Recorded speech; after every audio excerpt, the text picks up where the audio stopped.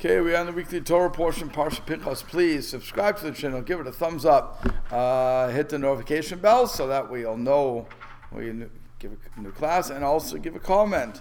Tell me how much you like the class. Okay. Now, Parsha Pinchas is really a continuation of what we learned last week. And last week, at the very end of the Parsha, the people were living in Shittim, which was, I guess, right on the border of Moab. Balak had hired Bilam the prophet to curse the Jews. He didn't do it. He blessed the Jews 3 times. But in the end, before he leaves, what he did was he told Balak that if you want to get the Jews, what you have to do is you have to get them to involve in sexual debauchery. Great. And that ultimately would bring them to idolatry. But since God hates sexual debauchery, so that is why he recommended prostituting the girls out to them. And so there's a whole midrash about this. I don't want to get involved in that part, but it's the whole midrash. Fine. So now what happens is one of the princes comes up to Moshe, because Moshe condemned everybody to death who was involved in this. So they're crying and they're saying, "What are we going to do?" And so one of the princes gets up and he comes to Moshe with his Midianite girlfriend, and he says to Moshe in front of everybody, "Is she permitted to me or is she forbidden to me?" So Moshe says, "She is forbidden to you." So the prince says, "And who permitted Zipporah to you?" Zipporah is also a Midianite, right? Zipporah is a Midianite. So who gave you a wife? So Moshe doesn't know what to answer, and the people start to cry. Why didn't he answer? He could have said to him that this is before Matan Torah, before the giving of the Torah, therefore she wasn't forbidden. It could have also been that she converted. It could have been a whole bunch of answers that he could have gave, but still he was shocked, I guess, at the response, at the question. So what happens is Pinchas ben Elazar sees this, and he says to Moshe, the law is simple, that a man who is having sexual relations with a Midianite shall be killed. So Moshe says, the one who reads the letter delivers it, as it were. In other words, the law carried through. He doesn't ask for permission. He throws the spear, and it pierces them while in the act, so that everybody knew what went on. Now, the crazy thing is that in this story, it doesn't say who the people were. Okay? Just as the Pinchas did this to 2 people. And the way it says is there was a man from Bnei Israel, and he came and he approached with his brothers with the Midianite in front of Moshe, but never gives a name. Okay? So now this parsha, suddenly we have names. It says, Vayidaber Hashem Moshe lemor. And Hashem spoke to Moshe saying, Pinchas ben Elazar ben Aaron the Kohen, Pinchas the son of Elazar the son of Aaron the Kohen, Heishiv et chamati mi'al b'nei Israel, returned or avenged my anger against the Jewish people, v'kan oikenati, by being jealous, how does you say it? By zealously avenging my vengeance against them. And I did not destroy Bnei Israel with my vengeance. And he says, just run through this quickly. Therefore, he say, Hineni noten lo, epriti shalom. Therefore, I have given to him, Pinchas ben Elazar ben Aaron Kohen, my covenant of peace. Va'ita lo ulzaro, and it will be to him and the seed after him. Brit Kunat Olam, the covenant of the priesthood forever. Tachat Ashekinei L'Chav, in the place that he was zealous for his God. Vayichaper al Bnei Israel, and he atoned on Bnei Israel. V'shem, now finally get the names. V'shem Ish Yisrael Hamukeh et Ashehuka et Zimri ben Saloi. And the name of the man of Israel that was struck was, and the Midianite that was struck. Well, the man was Zimri ben Salu Nasi ben Avla Shimoni. The Zimri, the son of Salu, who was the prince of the house of his father of Shimon. And Shema Isha, Hamukah Midianit, and the name of the woman that was smote, I guess? Killed. Slain, okay. Slain. Hamidianit, it was a Midianite woman, Kazbi Batsor, who was Kazbi, the daughter of Tsor, Rosh Umot, Beit Av Binyanhu, who was the head of the nations of the house of his fathers in Midian.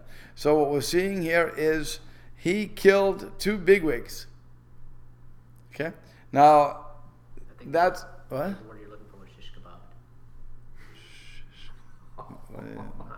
Not slaughter. They say slaughter, kill, murder. Shish kebab. Okay, so there you go.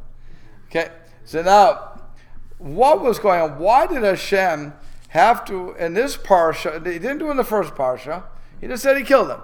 And that was it. No names, not necessary. So why suddenly he's saying Pinchas, Ben Elazar, Ben Aaron the Kohen? We already know who he is. Anybody who remembers the story was just here 2 seconds ago. Yeah. We went through the whole lineage there too. We said Pinchas, Ben Elazar, Ben Aaron the Kohen. We always go through the whole lineage. So what's going on here? So Rashi says, since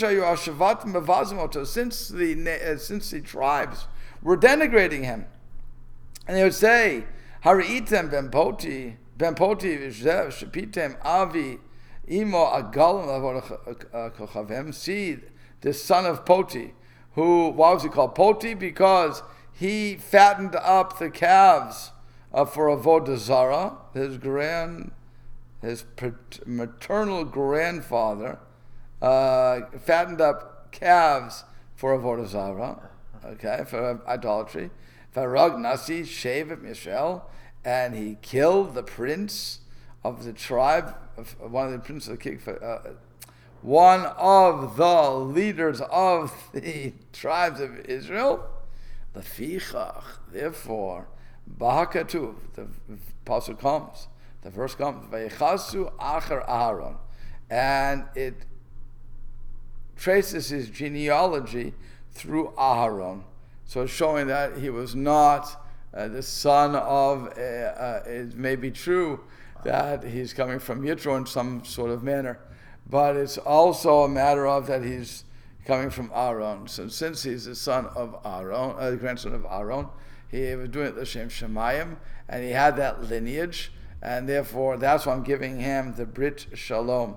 And if you notice, it says to the side, it has a star above the vav. Star above the vav. I talk about it every year, but it's worthwhile to repeat. And you can even see it actually in this text. There is a line missing through the vav, right? You can see it. There's a break in the vav. You see it? Am I right? Yeah, there's a break in the vav. If you look at Shalom, there's a break in the vav. Has a star above it. You see it? No, which line? Fourth line down. Fourth line down. Oh, 1, 2, 3, 4.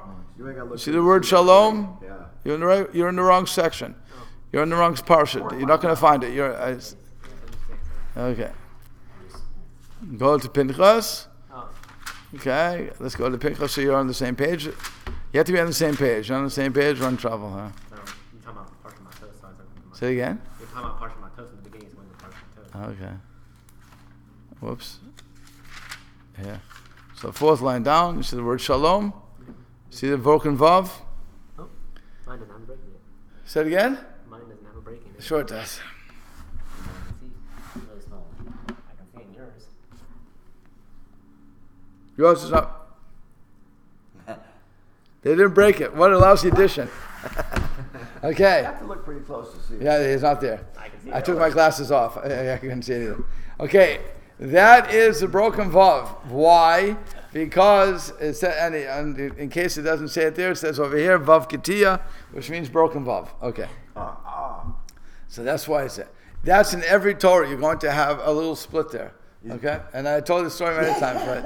Of the Rav didn't know that. Okay. He didn't have the Ashkel. But that vav is broken because what we're saying is it wasn't good. Zealotry is never good.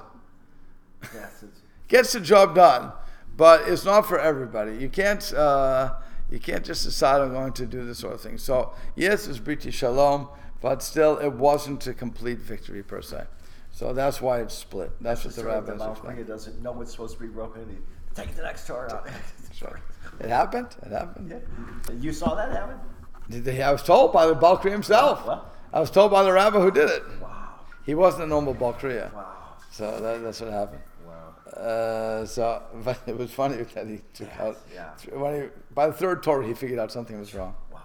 Because it's broken in the same place every time. It's like, what's going on here? Yeah. Well, if you don't know, it's very bad. You have to know. Yeah. So he says, so Benachman to continue in his vengeance for my vengeance when he's jumping up. That's what he's saying. So he gives the Brit Shalom, Shetehelo Brit Shalom, that it would be to him a covenant of peace. Rashi says, Ka'adam hamuchsach tova, like a man who wants to strengthen the good, v'chanot lemisha osa imo tova, and he wants to grace the person he's doing goodness to.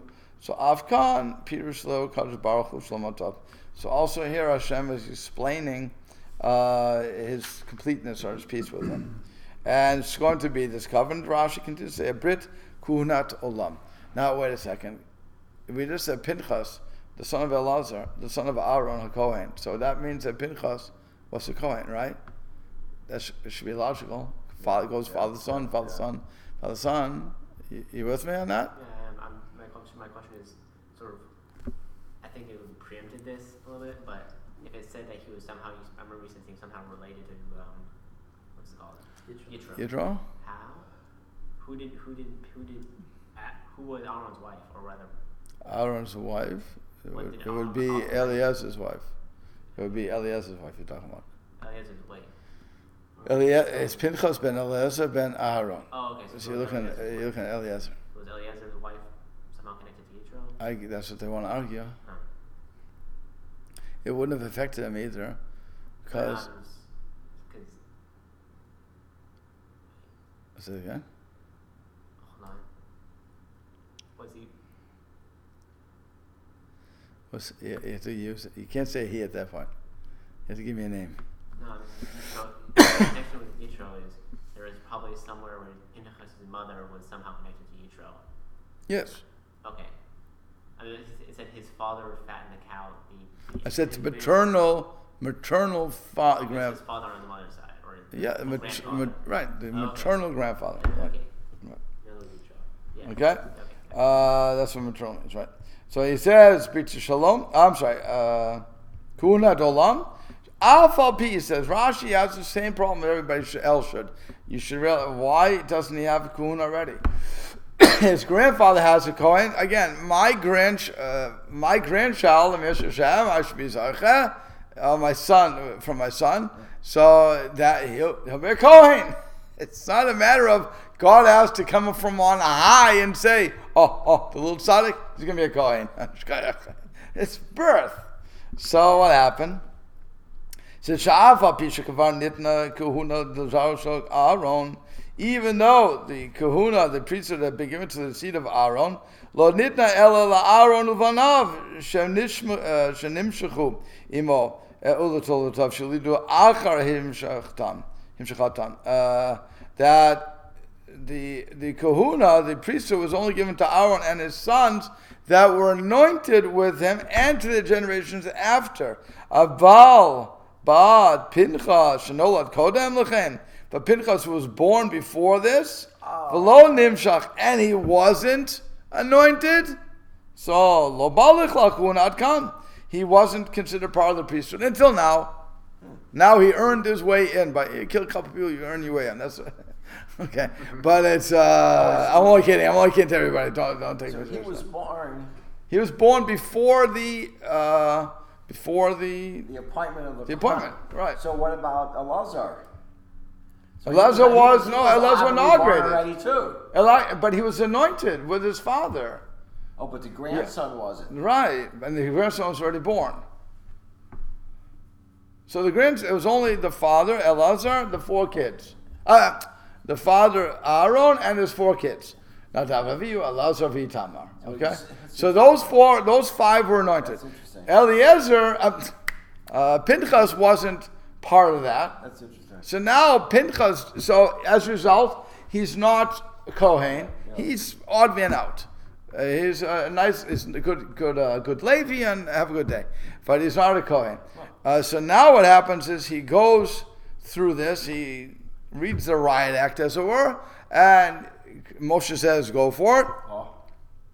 By the way, there were many miracles that happened here when he killed the people, that to verify that they were in the midst of the act, and so on and so forth. I mean, there's a lot of miracles, and the rabbis, there's I think 10 altogether. I don't have them here to remember what they were, but there's a lot of. I mean, in this one incident, there were 10 right. miracles. There was a lot of miracles that happened here to ensure that Pinchas did it correctly.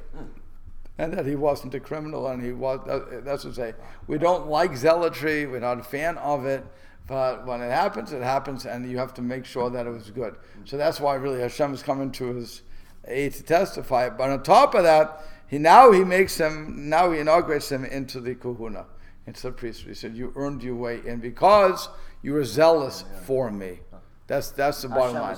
Hashem saying that because you were zealous for me. So now, and you atoned for all of Israel, so I'm going to give you you and your children. Retroactive appointment, basically. Right? Retroactive Right. So appointment. you and your children are now going to be included in that.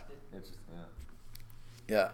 I guess it also explains why it doesn't say he took the spear in his hand, just a spear, and they don't want to distinguish the spear of Pinchas. Like in Moshe, he took the staff, or Shimshon, he took the jawbone. Correct. The jawbone related to the donkey, but it's like zealotry is bad, so it shouldn't say, "Oh, he took the spear," and then the spear. Correct. The spear is in the mitzvah. So. Correct. Okay. Good. I like that. Good. Do we know if he was the only grandchild at that point in time? Nadav and Avihu had no kids. The what? Nadav and Avihu had no kids. he They was- died childless. Elazar. So Pinchas was born obviously way before, because he's. Yeah. This is not. Wow. Huh. Yeah. So I don't know if there was anybody else. I'm not sure Itamar had kids yet, or if he waited till after. He didn't. He wouldn't have waited, but it may have taken place after that. But Pinchas was not part of it. That's what they want to argue. Okay. What's so funny? No, it's like, oh, we're gonna get sanctified, or something. Oh, wait till I have. Yes. Don't give birth yet, honey. Wait 1 second. Yeah, that would be. But like I said, so it doesn't. We also don't know how old Pinchas is. Remember, we're by the way, let's understand something. We are 40 years hence. In other words, we're no longer Pinchas. They became Kohanim in the first year.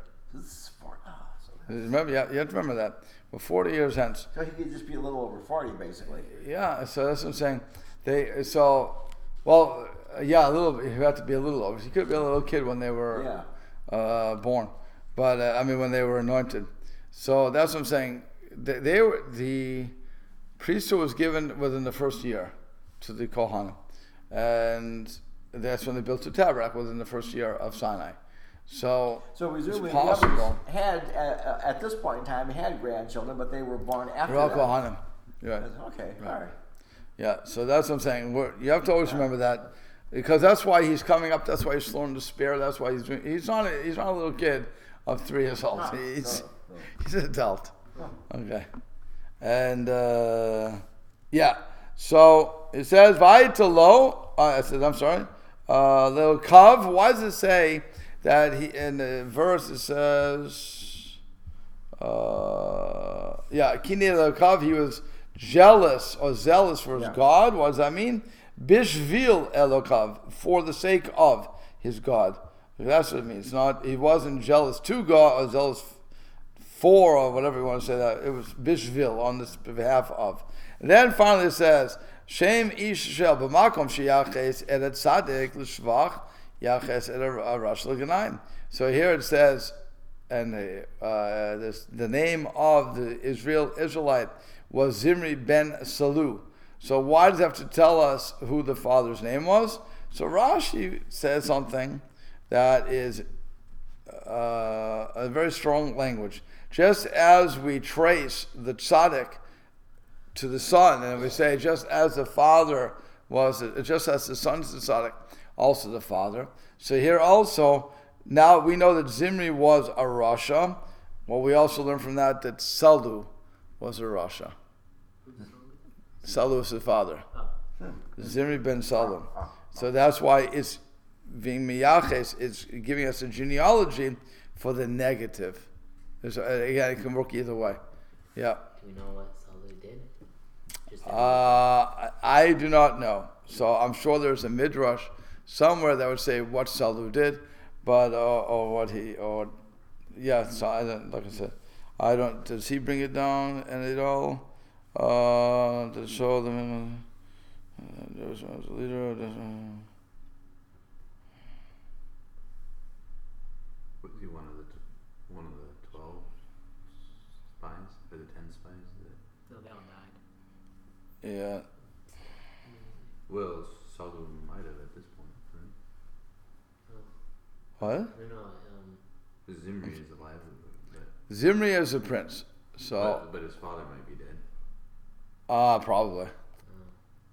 Probably he's dead. No, the spies were names were given. So they were his name 12 spies. Oh, was Salu was Salu Shimshon's? Zimri's? No, it's Simon with the tribe of. Say again? You're showing the tribe of Shimon. Shimon was Salu Shimon's representative in spies? Was he? He is identified with the spy. Because the princes were Okay, wait. That's Shlach. It's very simple to see that. So let's go back to Shlach. 1 second. It'll be in the first one. So was it Shimon?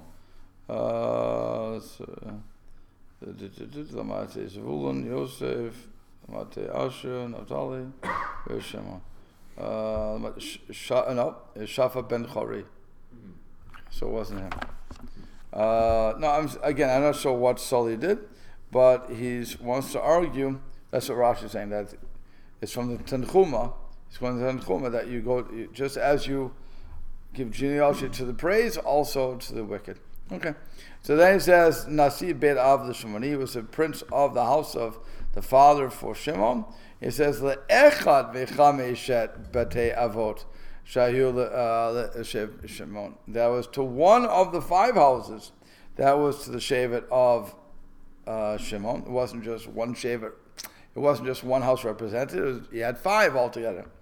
That was one thing, Devar Acher. And another interpretation, another understanding of why he had to say Nasi Beit Av, the prince.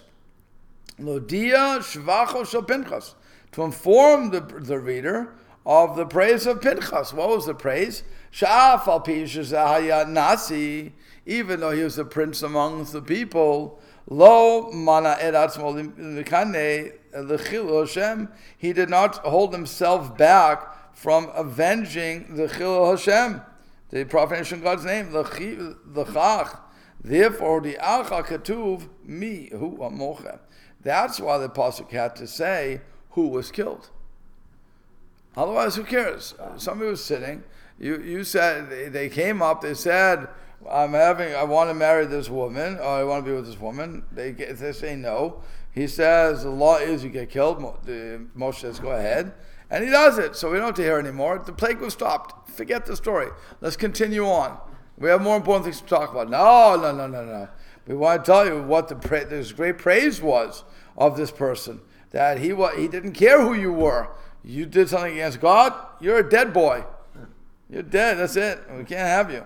Now, what do we have to know about the woman? The name of the woman who was killed was Kazi Batzor. And he says, Lo diachas sana'atan shal Midyanim. This tells you of the hatred of the Midyanim. By the way, who were they on the border of? Moab. What does Midian have to do with this? Midian, it would be like we're in the state of Indiana. It would be like someone from Chicago getting involved in our fights. What are you doing? Go stay in Chicago where you belong. Well, yeah, we didn't call you, right? What do you have to do with us? So let Indiana fall apart. It's none of your business. We'll have our own fights. What? No, Chicago's in Chicago. If Indiana, if we're saying state, then Chicago is Illinois. So Illinois would have a problem with Indiana because it's on the border. You know what I mean? Yeah, I know. Okay. But still, What I'm saying is, if Illinois, right. I'm saying if Indiana is having a law that's passing, Right. Illinois has nothing to do with it. Right. I don't care if I'm on the border or not. I have nothing to do with it. Right. Okay, so that's what I'm saying. Here, these two guys are fighting, constantly fighting. Midian and Moab are constantly fighting. So now, again, we learned last week, the enemy of my enemy is my friend. Yeah. So fine. So they got together, but they saw that Bilam couldn't do anything. So is it time to pack up and go home? What are you doing? I guess the Moabites didn't do anything. I guess they did. Well, what happened was, again, what the Moabites realized was, now I'm going to get, 26 minutes, let's try it. What the Moabites realized is what, I should say, the Christians acted the same way the Moabites did. When the Christians tried to convert us by force, it didn't really work. So they figured out one better thing. Let's love them to death. If we love you, you'll convert. That's what to this very day, they still love us. Okay, so it's they love us to death, and that's why they want to see us convert so much. We want to assimilate. We want to be, and I know that some of them say, no, chas v'shalom, we don't want this. But it's but that's what's going on here. Moab realized they couldn't convert, they couldn't kill them, so they said, let's be friendly with them. Let's get them involved in sexual sins. Then they'll be taken down. So what happens? Midian says, well, I'll be part of that. I'll be part of that. I hate them too. Count on me. Wait. So that's what Rashi's saying. You can ask in 2 seconds. That's what Rashi's saying. Therefore, why do we have to hear this the woman that she came from the head of the nations of the house of Midian to tell us the hatred of the Midianites that they have for the Jews? How much so, Shef Kiru Bat Melech, that the daughter of the king was made into a prostitute, and Israel, in order to cause the Jews to sin.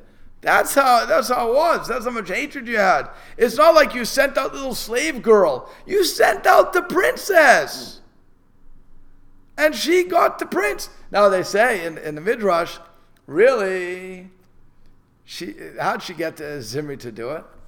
Okay. She said, where's Moshe? The woman says, where's Moshe? Where's Moshe? What do you want Moshe for? Oh, because I'm going to get him. And he says, well, I'm better than Moshe. That's the weakness of Zimri. That's how the Midrash puts it. So he gets her. But that's what she wanted. She just wanted that. I mean, it wasn't what everybody wanted Moshe. She wanted to corrupt them. Fine, so she does. But that was how much hatred there was. Again, normally you send out the ladies of the evening. Go get him, boys. Go get him, girls. But now they're sending out the princess? It's insanity. Now we're going to ask. So hold on. So if Moab said, we know what the plan is. We will corrupt them through sexual immorality, and then we can defeat them. Yes. And then Midian said, all right, we'll provide the women. We'll join in, right? We'll join in. So the Midianites, hold on. Where do the Moabites get their comeuppance from this? Because they're enemies with us, but they're not. Comeuppance with whom? Against Israel. Israel. They're going to have a war. No, right. Immediately we say it's like with Zimri, it's Midian. Like they're joining in on it. Right. But we never hear about, aside from the war that comes up. Because Moab didn't send their princess in. Okay. They didn't send the princess. They sent the other girls. They sent the other girls. They did the normal way. Right, but you're sending your daughter. I mean, give me a break. Midian went above and beyond. Right. They still have the rivalry. Right. Oh, you think you're going to get them? Well, we're going to get them even more. Right. And so now it says the head of the peoples. So it says Echad Mechameshet Malchei Midian. There were one of the 5 kings of Midian, because Midian had 5 rulers as well. Evi, Rechem, Sor, so on and so forth. And this guy Batzor, he was the most important of all of them. As it says, he was the Rosh Umot, the head of the nations. But because he defiled his daughter, because he cheated his daughter in such a despicable manner, so that's why he's made third. In other words, he loses his status. Okay? And so you're hearing a lot from this, that it's, like I said, how much hatred there was that for one nation for another. And what did the Jews do anyway? They didn't do anything to these guys. They were merely passing through the land. They didn't want anything. They wanted to go on the king's highway, as it were. Let me just go through the land. No. We're camping. And they weren't doing anything. They weren't part of the group. And people just wanted to kill them. It was the other king's highway. What? It was the other king's highway. It was Moab, not Midian. Like you said, Midian wasn't even close to them. Right. I would go on their Right. side. Why are you guys going Right. So what are you bothering us for? But no, we want to take you down. Okay. They didn't even know they were being cursed. We didn't know we were being cursed. We weren't cursed. We were blessed. We weren't even aware of that. Right. Like, We had nothing to do with it. We and didn't then know. All of a sudden, they start sending their women. It's like, Right. And well, they're enticing. Okay. So okay. Yeah. Is there anything in it that goes with long? I remember you said that the tribe of Shimon had 5 princes or 5 important people. Right. Is that somehow correct? Correlated to the 5 kings of Midian? It's interesting. I haven't seen anybody say that, but it certainly could be something. Yeah. 5 for 5 could be. Okay. So that is what happened. That's why Pinchas gets his position and his children after that. And now you know why we have to hear the names of the people to show us how far. By the way, the other thing is that the rabbi's point is how far this was going, that the leaders on both sides and all sides were getting involved, and it wasn't a good situation. So now we hear the next part, but we're not going to finish it, so we'll just start it. And Moshe said to, and Hashem said to Moshe, saying, Tzaror et ha-Midianim, which means that harass continually. Rashi says, because Tzaror is the infinitive, like remembered, like Zechor, Shamor. It's a language of present tense. You're always going to be doing this. You're always going to harass the Midianites. V'hikitem otam, and kill them. Why? Kitzorim heim lachem. Because they harassed you with nichlehem asher niklu lachem. Because of their conspiracy, they conspired against you. Al devar por, on the matter of Peor. And again, that's the idol worship that was involved. Remember, the girls would take, again, I'm running here at this point. The girls know to get the guys to bow down to the gods and say, if you want me, they would pull out the gashka from there, hanging around the neck, and they would say, you have to bow, what's the worship? Again, defecation in front of the idol. Yeah, it sounds strange, but why not? Okay. And on